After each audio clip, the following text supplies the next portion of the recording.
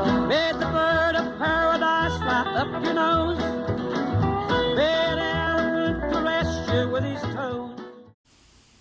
Hey everybody, I'm Dawn Meifert. Thanks so much for joining me on Here's the Deal. So this is a monumentous week for gay and lesbian rights because tomorrow on Tuesday, the Supreme Court is going to hear oral arguments around Proposition 8 in the state of California. And on Wednesday, they're going to hear the oral arguments around DOMA.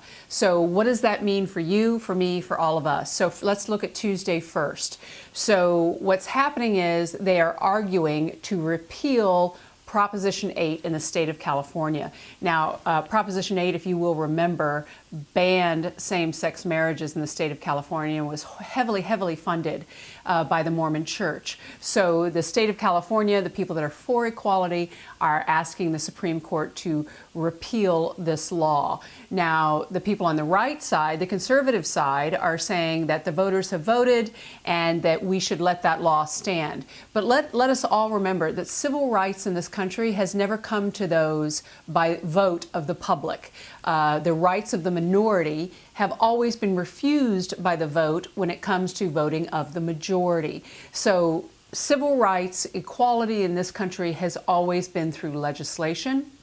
It has not come through the vote of the general public. So that's what's on the docket for Tuesday with the Supreme Court. Now, on Wednesday, they are going to look at repealing DOMA, which is the Defense of Marriage Act. So what does that mean for you as a married gay or lesbian couple in the 9 states and the District of Columbia, in the 10 states basically where same-sex couples can get married?